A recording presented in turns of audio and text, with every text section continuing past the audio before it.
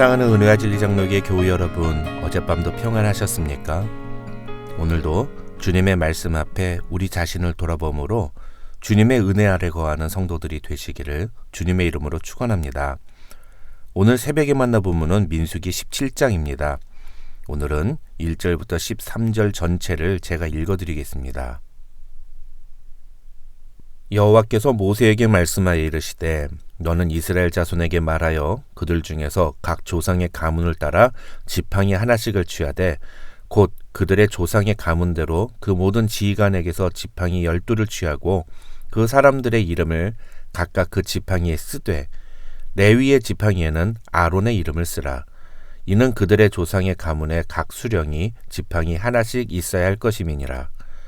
그 지팡이를 회막 안에서 내가 너희와 만나는 곳인 증거계 앞에 두라. 내가 택한 자의 지팡이에는 싹이 나리니 이것으로 이스라엘 자손이 너희에게 대하여 원망하는 말을 내 앞에서 그치게 하리라. 모세가 이스라엘 자손에게 말하매 그들의 지휘관들이 각 지파대로 지팡이 하나씩을 그에게 주었으니 그 지팡이가 모두 12이라. 그 중에 아론의 지팡이가 있었더라. 모세가 그 지팡이들을 증거의 장막 안 여호와 앞에 두었더라. 이튿날 모세가 증거의 장막에 들어가 본즉 레위 집을 위하여 낸 아론의 지팡이에 움이 돋고 순이 나고 꽃이 피어서 살구 열매가 열렸더라. 모세가 그 지팡이 전부를 여호와 앞에서 이스라엘 모든 자손에게로 가져오매 그들이 보고 각각 자기 지팡이를 집어 들었더라. 여호와께서 또 모세에게 이르시되 아론의 지팡이는 증거계 앞으로 도로 가져다가 거기 간직하여 반역한 자에 대한 표징이 되게 하여 그들로 내게 대한 원망을 그치고 죽지 않게 할지니라. 모세가 곧 그같이 하되 여호와께서 자기에게 명령하신 대로 하였더라. 이스라엘 자손이 모세에게 말하여 이르되 보소서 우리는 죽게 되었나이다. 망하게 되었나이다. 다 망하게 되었나이다. 가까이 나아가는 자 곧 여호와의 성막에 가까이 나아가는 자마다 다 죽사오니 우리가 다 망하여야 하리이까. 어제 새벽에 만나 본문인 민수기 16장에서 우리는 모세와 아론의 직위와 권위의 반기를 들고 대항한 고라 일당을 하나님께서 어떻게 처리하셨는지에 대한 내용을 살펴보았습니다. 사실 고라 일당은 모세와 아론에 대해 반기를 들었지만 그것은 엄밀히 말하면 모세와 아론을 이스라엘의 지도자로 세우신 하나님에 대한 반기였습니다. 그래서 하나님은 고라 일당과 그의 모든 재산을 땅이 갈라져 삼키게 하셨습니다. 그리고 그들과 함께 했던 250여 명의 지휘관들은 여호와의 불에 타 죽게 하셨습니다. 하지만 이스라엘 백성들은 이것이 하나님의 심판이라는 것을 깨닫지 못했습니다. 그래서 이러한 사건이 일어난 것이 모세와 아론 때문이라며 또다시 모세와 아론에게 불평과 원망을 늘어놓았습니다. 하나님은 그에 대한 책임으로 이스라엘 진영이 전염병이 퍼지게 하여 14,700명이 또다시 죽게 하셨습니다. 오늘부터 시작되는 민수기 17, 18, 19장이 기록된 내용은 바로 이 16장의 사건이 다시 일어나지 않게 하기 위한 하나님의 조치라고 볼 수 있습니다. 간단하게 요약해서 먼저 말씀드리면 오늘 본문인 17장에는 대제사장 아론의 권위를 회복시키시는 장면이 기록되어 있고요. 그 다음 18장에는 이스라엘 종교 지도자들인 제사장과 레위인들의 직무에 대한 요약과 그들의 생계를 책임지시는 하나님의 모습이 기록되어 있습니다. 그리고 마지막으로 19장에는 제사장들에 의해 거행될 정결 예법에 대한 내용을 다루면서 하나님께서 이스라엘 민족에게 요구하시는 정결의 모습을 제시하고 있습니다. 이렇게 17장부터 19장에 기록된 내용들은 다음에 몇 가지 관점에서 해석해야 합니다. 먼저 하나님께서는 종교적 질서와 권위를 바로잡음으로써 사람들에게 영적 권위에 대한 바른 이해와 자세를 요구하시며 이것을 통해서 이스라엘 공동체가 바른 신앙을 회복하기를 기대하신다는 것입니다. 둘째는 그들이 하나님과의 관계뿐만 아니라 자신들의 가문의 장자를 대신하여 성막에서 봉사하는 레위인과 제사장들과의 관계 역시 바로 세울 것을 요구하신다는 것입니다. 마지막으로 학자들 중에는 하나님께서 이미 말씀하셨던 내용들을 다시 한번 반복해서 가르치시는 이유가 이제 장차 가나안 땅에 들어가 그 땅을 차지하여 하나님의 축복을 경험하게 될 출애굽 2세대들을 위한 것이라고 주장하기도 합니다.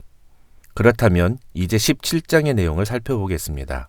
앞장이 16장에서 반역과 불평불만으로 15,000여 명이 죽은 후에 하나님은 이스라엘 12지파의 지도자들이 각각 자기의 이름을 쓴 지팡이를 하나씩 가지고 하나님께 나와 그 지팡이를 증거계 앞에 두라고 명령하시면서 그 지팡이들 중에 싹이 나는 지팡이가 하나님이 선택하신 제사장이라는 확실한 증거를 보여주시겠다고 말씀하십니다.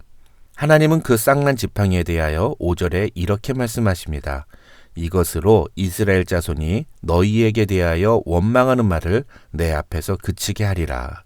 하나님이 이 말씀을 하시는 것은 다시는 하나님의 권위에 도전하지 못하게 하시겠다는 것입니다. 그렇게 하여 모세는 12명의 지팡이를 가지고 증거의 장막 안 여호와 앞에 둡니다. 그렇게 하루가 지난 뒤 확인해 보니 레위 지파 중에 아론이 제출한 지팡이에 움이 돋고 순이 나고 꽃이 피어서 살구 열매가 열린 것을 보았습니다. 9절을 보시면 모세는 그 지팡이 전부를 여호와 앞에서 이스라엘 자손에게로 가져와 보여주었다고 성경은 말합니다. 모든 것을 철저히 공개적으로 진행함으로써 사람들이 다시는 반론을 제시하지 못하게 한 것입니다. 아론의 지팡이에 싹이 난 것은 더 이상 의심할 수 없는 하나님의 분명한 메시지였습니다. 학자들 중에는 오늘 본문에 나오는 아론의 싹난 지팡이가 죄로 인하여 죽은 우리를 다시 살리신 하나님의 구속의 은혜를 상징한다고 주장하기도 합니다. 그러면서 하나님께서 우리를 택하셨다는 사실을 보여주는 가장 확실한 증거는 바로 예수님의 십자가 사건이라고 설명합니다. 이 십자가 사건이 오늘 우리에게 일어난 사건이라는 사실을 믿음으로 고백하는 사람에게는 놀라운 하나님의 은혜와 능력이 나타난다고 이야기합니다. 문제는 오늘날 하나님을 믿는다고 말하면서도 하나님의 능력을 경험하지 못하며 살아가는 사람들이 너무나 많다는 것입니다. 10절에서 하나님은 이 아론의 싹난 지팡이가 반역한 자에 대한 표징이 되게 하고 그들로 나에 대한 원망을 그치고 죽지 않게 하라고 말씀하십니다. 이 말씀은 곧 회개를 의미합니다. 다시 말해서 아론의 싹난 지팡이를 기억하고 하나님의 택하심을 부정했던 태도를 돌이키라는 것입니다. 마찬가지로 십자가 사건을 통해서 하나님의 구원의 은혜를 경험한 자들은 날마다 자신의 죄를 회개함으로 멸망의 길로 가지 않게 해야 합니다. 그것이 십자가 사건을 대하는 우리의 바른 자세이자 하나님의 능력을 날마다 체험하는 방법인 것입니다. 하나님께서 나를 택하시고 죄와 사망의 권세에서 구원하신 일보다 더 큰 능력은 없습니다. 아론의 지팡이에 싹이 나게 하신 하나님은 예수 십자가에 흘린 피로 죽었던 나의 영혼도 다시 살아나게 하셨습니다. 그렇게 하나님은 저와 여러분을 택하셨음을 만 백성 앞에서 분명하게 보여주셨습니다. 그런데 12절과 13절을 보시면 이 모든 일이 마치자 이스라엘 자손이 모세에게 와서 자신들이 죽게 되었다고, 성막에 가까이 나가는 자는 모두 죽을 것이라고 하였으니 우리는 다 망할 것이라고 이야기합니다. 아니, 하나님이 지금 그들을 죽이겠다고 말씀하시는 것도 아닌데 왜 망하게 되었다고 말하고 있는 걸까요? 아마도 아론의 지팡이에 싹이 나고 열매가 맺히는 이 도저히 이해할 수 없는 일을 통해서 자신의 뜻을 선명하게 보여주시는 하나님과의 대면에 두려움을 느꼈기 때문이라고 할 수 있을 것 같습니다. 그들이 성막에 가까이 하는 자는 죽을 것이라고 말한 것은 민수기 3장 10절에서 하나님이 분명히 경고하신 내용이었습니다. 그래서 이 모습을 보며 이스라엘 백성들이 하나님의 말씀을 기억하고 회개했다고 생각할 수 있습니다. 그런데 지금 이들이 진짜로 회개해야 하는 것은 무엇입니까? 진짜로 이들이 걱정해야 되는 것은 무엇입니까? 그것은 그들이 성막에 가까이 간 행동이 아니라 모세와 아론을 이스라엘의 지도자로 세우신 하나님의 권위를 부정하고 그에 도전했던 자신들의 행동입니다. 16장에서도 확인했습니다만 그들은 엄청난 하나님의 심판을 경험했음에도 불구하고 하나님께 자신들의 죄악을 회개하지 않았습니다.